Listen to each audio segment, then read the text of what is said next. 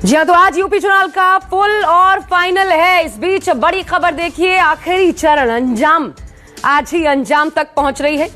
UP चुनाव पे 9 जिलों की 54 सीटों पर आज मतदान। पोलिंग बूथ के बाहर वोटर्स की अभी अच्छी कतार नजर आ रही है। योगी सरकार के 7 मंत्रियों की किस्मत भी इस वक्त दांव पर लगी हुई है इस फेज में।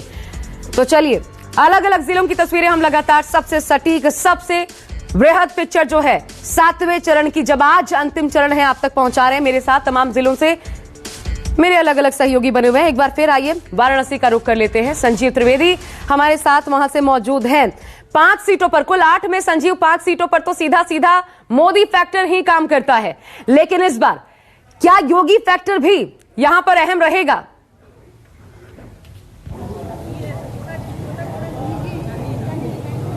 देखिए, ये बनारस है, यहाँ पर जाहिर है प्रधानमंत्री मोदी का क्षेत्र होने की वजह से सबसे बड़ा फैक्टर तो मोदी फैक्टर ही है, और उसके बाद ही कोई दूसरा फैक्टर आता है।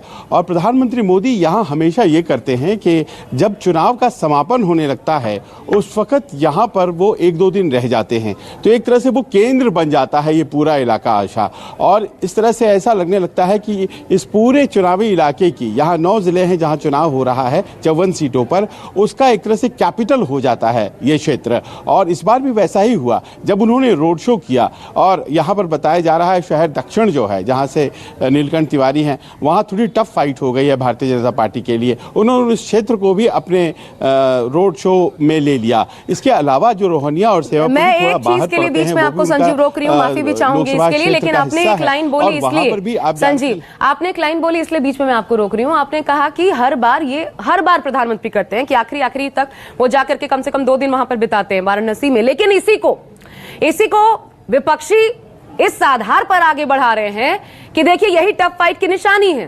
पीएम आए हैं 2 दिन, यूक्रेन संकट उधर अलग चल रहा है, उस पर भी लगातार बैठकें, भारतीयों कैसे वापस लाना एक अलग मसला है जिस पर विचार मंथन चल रहा है लगातार। लेकिन इसके बावजूद अगर 2 दिन निकाल करके यहां बैठते हैं तो इसका मतलब यह है कि वो भी महसूस कर रहे हैं फाइट टफ है। यहां किस बात में ज्यादा दम है संजीव, आपकी कही गई या विपक्षियों की?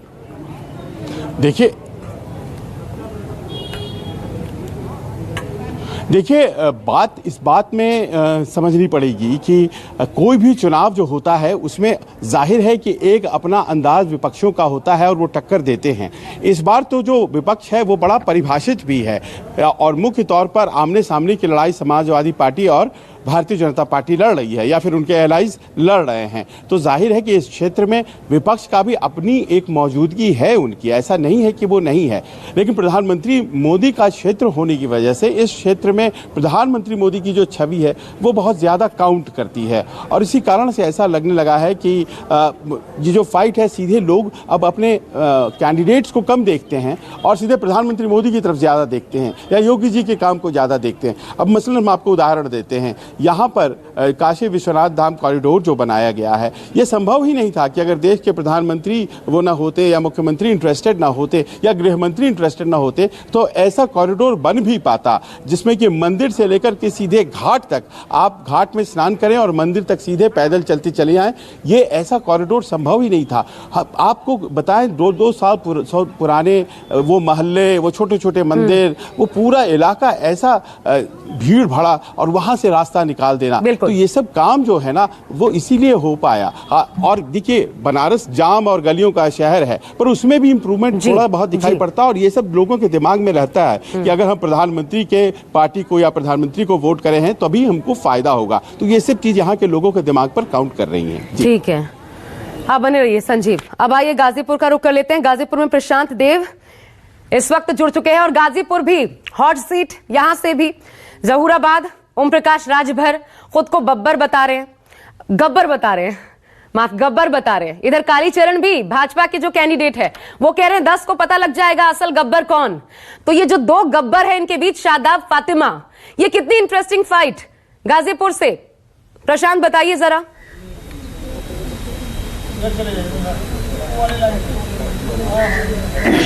देखिए, गाजीपुर में सबसे रोचक मुकाबला जो है यहीं पे जहूराबाद में है, क्योंकि यहाँ पे ओम प्रकाश राजभर की प्रतिष्ठा दांव पे लगी है। सिर्फ गाजीपुर में 18 सीटों पे वो चुनाव लड़ रहे हैं। और मजेदार बात यह है कि जहूराबाद में जो कैंडिडेट, जैसा आपने बताया कि शादाब फातिमा, और कालीचरण राजभर बीजेपी से और बहुजन समाज पार्टी सदा फातिमा है, और उसके बीच में राजभर खड़े हैं। तो राजभर कितना जादू चल पाएगा, जो जो बोल उन्होंने बोले वो जमीन पे कितना उतरेगा, ये अब ज्यादा समय नहीं है। लेकिन देखिए ये ज़फराबाद विधानसभा की तस्वीरें हैं, खूब जम के मतदान यहाँ पे हो रहा है, और यंग लड़कियां हैं यहाँ पे, बहुत देर से हमारे साथ खड़ी हैं। अब फर्स्ट टाइम मतदाता है आपका? सपना उपाध्याय।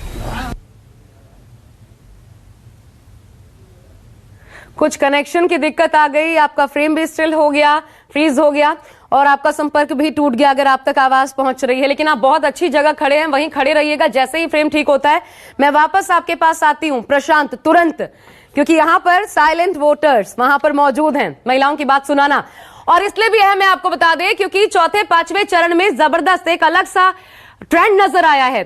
पुरुषों से ज्यादा महिलाओं ने वोट किया है, और महिलाएं मानी जाती हैं बीजेपी को, उनके लिए एक कोर वोटर की तरह ऐसी भूमिका निभाती हैं। तो उन महिलाओं के मन की बात टटोलना आज अहम हो जाता है। जैसे ही प्रशांत जुड़ेंगे सीधा उनका रुख करेंगे। लेकिन देखिए, मऊ में मेरे साथ दीपक दुबे लगातार बने हुए। दीपक, एक बार फिर आ रही हूं आपके पास। तो ये 25 साल, ये बताइए पहले तो, 25 साल मुख्तार अंसारी चाहे किसी पार्टी में रहे हो ना रहे हो, लगातार जीतते रहे हैं, लेकिन अब्बास अपने कद पर लड़ रहे हैं, या मुख्तार का ही रोल अहम यहां पर होने वाला है, पिता के नाम पर ही?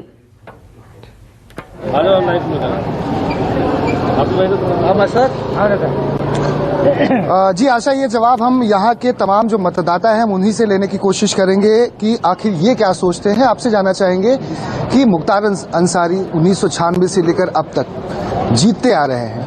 अब्बास अंसारी अपने पिता की सियासत को आगे बढ़ाने की कोशिश कर रहे हैं, चुनावी मैदान में हैं। ये बताइए, अपने पिता के वजूद के आगे और उसके सहारे ही जीत पाएंगे या हारेंगे, क्या होगा, क्या लगता है आपको? बिल्कुल सर, पहले तो आप लोगों का शुक्रिया करता हूँ इस न्यूज़ 24 का, बहुत बहुत। सबसे बड़ी बात यह है सर कि अब्बास अंसारी का जो माहौल है एकदम बना हुआ है सर, और पिता की वजह से बना हुआ है या खुद की भी उनकी कुछ काबिलियत है? गठबंधन को बदलाव चाहिए सर। इनका विकास के क्षेत्र में देखा जाए तो बहुत योगदान नहीं रहा है, लेकिन इस समय गठबंधन की वजह से जो मतदाता है सर, वो सब सर अखिलेश यादव की वजह से, और जो बेरोजगारी है सर, हम इलाहाबाद हाईकोर्ट में सर मेरा जमात प्रैक्टिस करते हैं, इस सरकार की वजह से सर कोई भी हम लोगों को, वकील को कोई लाभ नहीं दिया गया है। और स्टूडेंट को सर जानते हैं प्रयागराज में जिस तरह से मारा गया सर, और किसान वैसे ही देख रहे हैं सर, इन सरकार के खिलाफ है। तो इन सब बातों को देखते हुए सर हमको ये लगता है कि जनता बदलाव चाहती है सर। अब्बास की काबिलियत पर कितना यकीन करते हैं? क्या पिता जेल में रहकर चुनाव जीतते रहे और क्या कुछ विकास किया है, उस पर वोट पड़ेगा कि पिता ने काम किया है या न काम नहीं किया है? या अब्बास 30 साल के हैं, जिस तरह के उन्होंने भी कुछ बयान भी विवादित दिए थे, लेकिन बस ये है कि सरकार बदलनी है, इस वजह से उनको वोट दिया जा रहा है। क्या मुद्दे हैं? देखिए, अब्बास से तो 100% है कि जो बाप नहीं कर पाया वो हो सकता बेटा करेगा, हो सकता है। हाँ, बेटा करेगा। और दूसरी बात यह है कि मुख्तार अंसारी का कोई बेसिक काम, मोटा काम आप नहीं देख सकते जो दिखे। वो कहते गरीबों के लिए कुछ मदद, या कोई बीमार गया या किसी शादी, इस तरह की वो मदद करते हैं, तब उनको लोग मसीहा कहते हैं। और जो अब्बास की बात है और परिवर्तन की बात है, हम अखिलेश यादव की ही सरकार चाहते हैं। कैंडिडेट से कुछ लेना देना नहीं है? ठीक है, ठीक है दीपक, कैंडिडेट से लेना देना नहीं है। आगे और समझेंगे बदलाव दीपक। चाहिए यूपी में, इसलिए बहुत महत्वपूर्ण हो जाता है, इसलिए ये जानना कि अब्बास या फिर मुख्तार ही चुनाव लड़ रहे हैं, भले जेल में हो। मिर्जापुर में देखिए, जहां पर महिलाएं मौजूद है, दीदी भी आई थी, वाराणसी। मनोज, तो आप बंगाल चुनाव लगातार कवर करते रहे, दीदी यहां आई तो भी आपने देखा। जल्दी से ये बता दीजिए कि दीदी का असर क्या महिलाओं पर है, और यहां पर क्या उनके माध्यम से खेला होगा? जरा बात कीजिए महिलाओं से।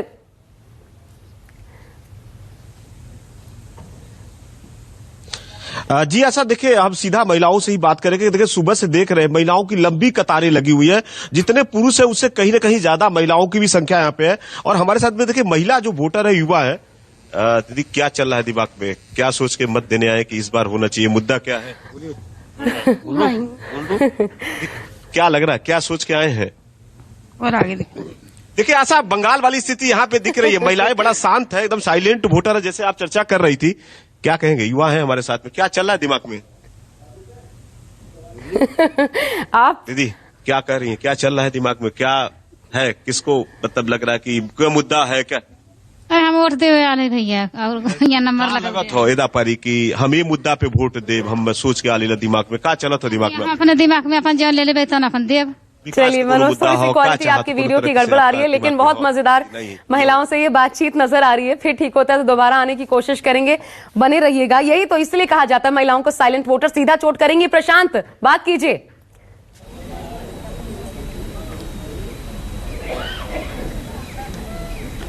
देखिए एक बार फिर से हम कोशिश करते हैं कनेक्शन में। क्या है जौहराबाद में, इस पर क्या सोच रहे हैं आप लोग? बात करेंगे कि नहीं करेंगे? बात क्यों नहीं करेंगे? क्या है जौहराबाद की महिलाएं क्या सोच रही हैं? गाजीपुर के महिलाएं क्या मुद्दा है? विकास है, शिक्षा है, सब कुछ है। मुद्दा तो ये है। तो हुआ है या होना है, कराना है? नहीं है, ठीक है। हाँ, सब ठीक है, अच्छा है। और ओम प्रकाश जी, अब हम किसी के बारे में नहीं कुछ कर सकते। कुछ इधर है पुरुष मतदाता सर, क्या मुद्दा है इस बार? क्या विधानसभा की बात करते हैं? नहीं, मैं कह रहा गाजीपुर का मुद्दा क्या है, वोट किस मुद्दे पे जनता वोट कर रही है, ये जानने के लिए हम लोग आए। देखिए, इस जौहराबाद विधानसभा की जो बात कही जाए तो विकास का मुद्दा पहला प्राथमिकता है। रोड सही हो, बिजली समय से आए, जो जर्जर तार पड़े हुए हैं। अभी तक 5 साल में कुछ काम हुआ है? लगता है कि सरकार ठीक काम की है या नहीं की है, क्या है? देखिए, 5 साल में सरकार तो काम ठीक की, लेकिन यहाँ का विधायक को तो बहुत लोगों ने चेहरा भी नहीं देखा होगा। वो तो उत्तर प्रदेश क्या बात कर रहे हैं, तो पूरे देश में प्रदेश में नाम अपना उनका चल रहा है। आप कह रहे हैं उनका नाम न्यूज पे देखे होंगे, टीवी पे देखे होंगे, लेकिन आम जनता से पूछिए। आप तो पुराने आदमी हैं, क्या है इस बार मुद्दा?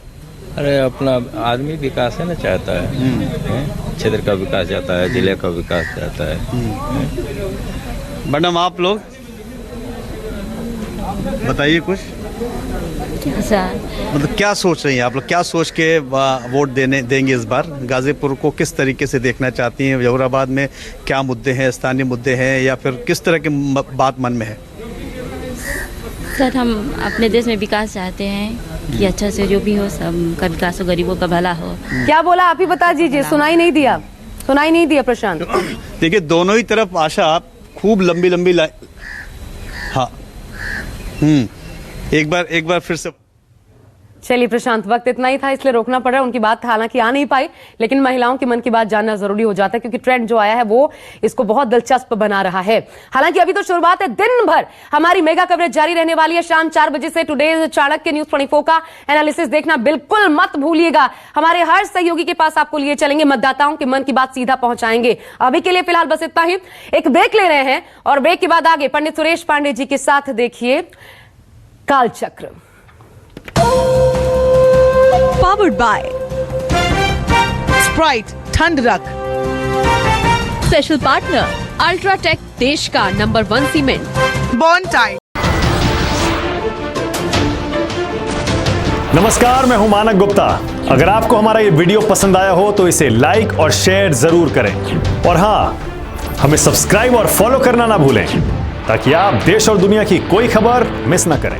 तो जुड़े रहिए हमारे साथ और देखते रहिए न्यूज़ 24।